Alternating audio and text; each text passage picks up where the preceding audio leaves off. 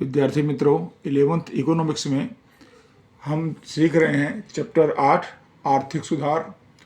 और इसके अंतर्गत हमने पिछले वीडियो में देखा कि 1991 की आर्थिक नीति में परिवर्तन के क्या उद्देश्य थे। साथ साथ हमने देखा कि 1991 में जो परिवर्तन हुआ उस परिवर्तन के अंतर्गत जो 3 बातें स्पष्ट हुई: उदारीकरण, निजीकरण और वैश्वीकरण। तो हमने पिछले लेक्चर में उदारीकरण के बारे में अभ्यास कर लिया और अब इस लेक्चर में हम देखेंगे निजीकरण।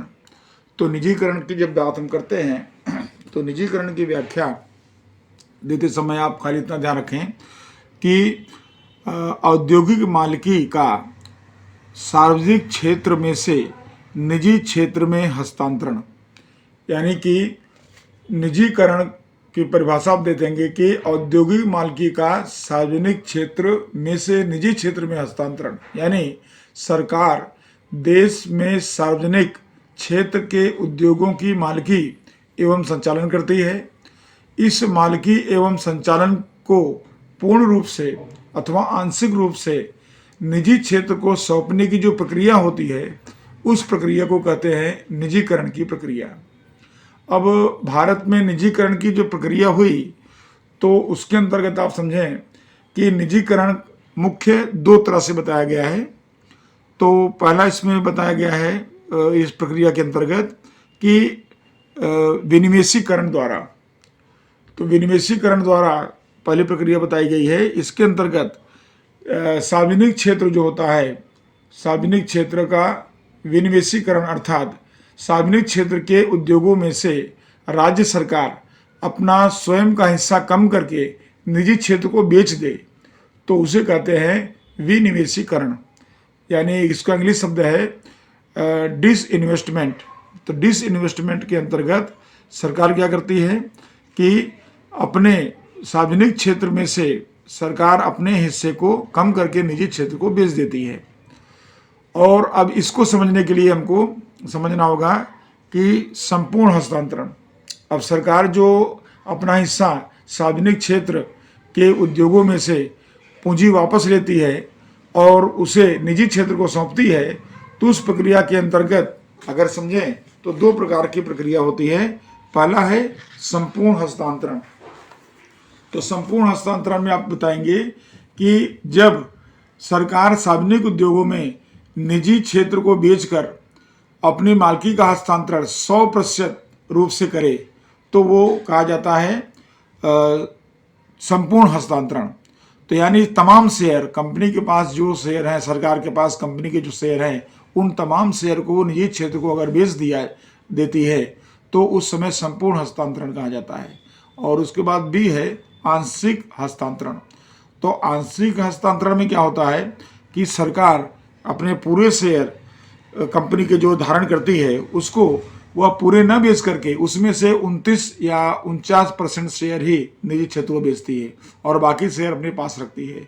तो वो उसे कहते हैं आंशिक हस्तांतरण। अब आंशिक हस्तांतरण के भी हम 2 भाग बताएंगे, एक छोटे पैमाने पर विनिवेशीकरण और दूसरा बड़े पैमाने पर विनिवेशीकरण।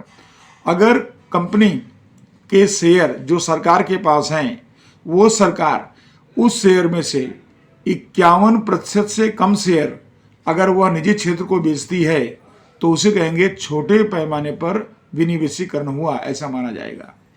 और बड़े पैमाने पर विनिवेशीकरण क्या है? तो अगर सरकार जो उसके पास कंपनी के शेयर हैं उस शेयर में से 51% से अधिक शेयर अगर वह निजी क्षेत्र को बेच देती है तो उसे कहेंगे बड़े पैमाने पर विनिवेशीकरण। विद्यार्थी मित्रों, एक बार और देखते हैं।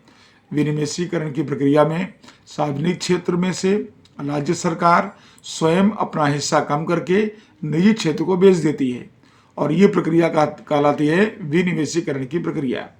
और इसके अंतर्गत एक तो संपूर्ण हस्तांतरण है जिसके अंदर सरकार अपने तमाम शेयर निजी क्षेत्र को बेच देती है, और दूसरा है वो है आंशिक हस्तांतरण जिसके अंतर्गत सरकार अपने संपूर्ण शेयर न बेच करके केवल 29 या 49% शेयर निजी क्षेत्र को बेचती है, बाकी शेयर अपने पास रखती है।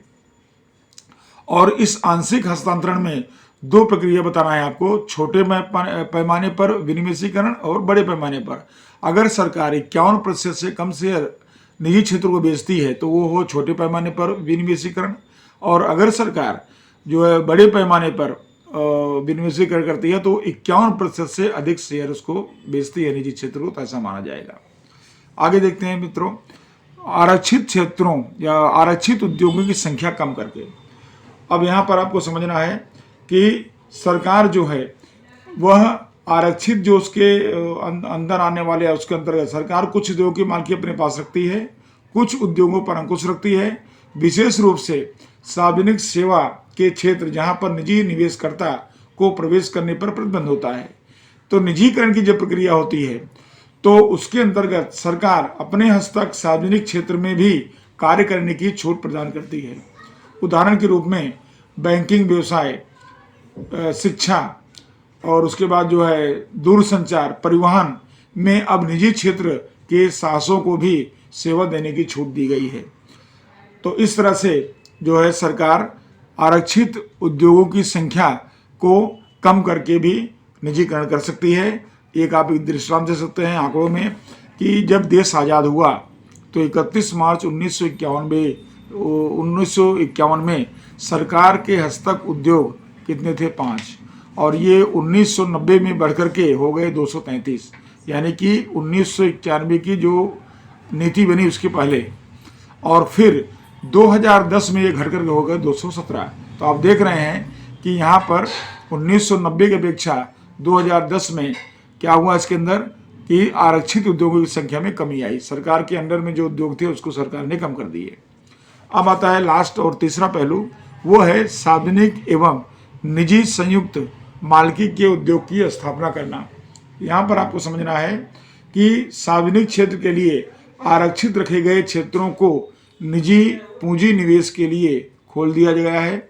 इसके लिए वर्तमान में अणु या जिसको हम कहते हैं ऊर्जा, और उसके अलावा जो है रेलवे और उसके अलावा संरक्षण क्षेत्र, ये सरकार के संपूर्ण नियंत्रण में है। बाकी के क्षेत्रों में निजी क्षेत्र को प्रवेश करने की अनुमति है। और इसके बाद आता है अपना अगला पॉइंट आता है, और वो पॉइंट है वैश्वीकरण। वैश्वीकरण को ग्लोबलाइजेशन कहते हैं। वैश्वीकरण की परिभाषा देखते हैं संक्षिप्त में, देश के अर्थतंत्र को विश्व के अर्थतंत्रों के साथ अधिक से अधिक जोड़ने की प्रक्रिया अर्थात वैश्वीकरण। एकदम सरल परिभाषा इसकी है, तो आप ये कर सकते हैं। तो इसको आप समझाने के लिए समझा सकते हैं कि भाई अंतर्राष्ट्रीय मुद्रा कोष, जिसको हम बोलते हैं IMF, इंटरनेशनल मॉनिटरी फंड, तो यह जो संस्था है यह विकासशील देशों को लोन देती है। तो इसने संस्था ने क्या किया कि अधिक कर्ज में डूबे हुए विकासशील देश, जिसमें भारत भी था, तो ऐसे देशों को संरचनात्मक आर्थिक नीतियों को बदलने के लिए इसने मजबूर किया, और इस वजह से भारत ने भी देश के उद्योगों की रक्षण देने वाली आर्थिक नीतियों में से मुक्त अंतर्राष्ट्रीय व्यापार की प्रोत्साहक नीतियां स्वीकार की, और भारत में वैश्वीकरण की प्रक्रिया शुरू हुई।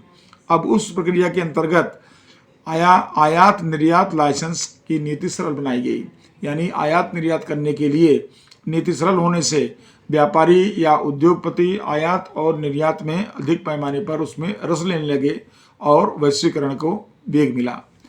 1995 में भारत विश्व व्यापार संस्था, जिसको कहते हैं WTO, वर्ल्ड ट्रेड ऑर्गेनाइजेशन का सदस्य बना, जिससे उसके नियमों का पालन करना पड़ा, और इससे भी वैश्वीकरण को वेग मिला, गति मिली। फिर आता है विनिमय दर क्रमशः मुक्त होना। यहाँ बताएंगे कि भारतीय चलन रुपये को अन्य देशों के साथ या अन्य देशों के चलन के साथ विनिमय दर को क्रमशः मुक्त किया गया। अब विनिमय दर को आप समझें कि एक देश की मुद्रा दूसरे देश की मुद्रा के साथ एक्सचेंज परिवर्तन करने पर जो कीमत है वो विनिमय दर कहा जाता है। जैसे अगर $1 बराबर 70 रुपये होता है तो ये $1 बराबर 70 रुपया जो है वो विनिमय दर कहा जाता है। तो पहले सरकार 1991 के पहले सरकार के हस्तक था, ये दर सरकार खुद निश्चित करती थी, लेकिन अब क्या किया सरकार ने, इस विनिमय दर को धीरे धीरे मुक्त कर दिया, और जिससे क्रय विक्रय भी सरल बना, और इस प्रकार अपने रुपए का मूल्य व्यापार द्वारा निर्धारित होने लगा। फिर आता है कि सीधा विदेशी पूंजी निवेश। तो सीधा पूंजी विदेशी पूंजी निवेश के अंतर्गत विभिन्न क्षेत्र यानी खेती है, उद्योग है, सेवा क्षेत्र है, और उसके बाद अलग अलग चरणों में जैसे 10%, 20%, 30%, 35% ऐसे सरकार जो है अधिक से अधिक इसमें छूट देती गई और इस तरह से अधिक से अधिक इसको मुक्त बनाया गया। इसके अलावा सरकार ने भारतीय उद्योगपतियों को या निवेशकर्ताओं को अन्य देशों के साथ आर्थिक व्यवहार करने की छूट दी गई और आर्थिक व्यवहार करने की छूट की वजह से जो अपना वैश्वीकरण का जो प्रक्रिया थी उसके अंदर वेग प्राप्त हुआ या गति प्राप्त हुई, गति मिली। और उसके बाद आता है घरेलू उद्योगों को अधिक सुरक्षा प्रदान करने की नीति के बारे में। तो यहाँ पर आप बता सकते हैं कि सरकार जो है देश एवं विदेश के उत्पादकों, व्यापारियों या निवेशकर्ताओं के लिए सरकार की जो नीतिगत रूप से तटस्थ बनी थी, अर्थात घरेलू उद्योगों में अधिक सुरक्षा जो प्रदान करने की नीति थी उसमें परिवर्तन किया। यानी सरकार ने अब अधिक सुरक्षा प्रदान करने की नीति में परिवर्तन करके उनको सुरक्षा प्रदान करना कम किया। और अंतिम पॉइंट इसमें आप समझाएंगे कि अन्य देशों के साथ सांस्कृतिक और सामाजिक आदान प्रदान सरल बनाया गया। यानी एक देश दूसरे देश के साथ जो सांस्कृतिक सामाजिक आदान प्रदान है वो सरल बने, तो इसकी वजह से भी वैश्वीकरण को गति मिलेगा। तो ऐसे जो है आप देख पा रहे हैं इसके अंदर कि कुल मिलाकर के 7 से 8 इसके अंदर प्रक्रियाएं बता देंगे। तो इस तरह से अपने इस लेक्चर के अंतर्गत आपने देखा मुख्य रूप से कि निजीकरण क्या है और निजीकरण की प्रक्रिया क्या है, और उसके बाद आपने देखा कि वैश्वीकरण क्या है, उसकी प्रक्रिया क्या है। तो 2 मुद्दे यहाँ पूरे होते हैं और अगले वीडियो के में अगले लेक्चर में हम कुछ नए टॉपिक के साथ मिलेंगे। नमस्कार।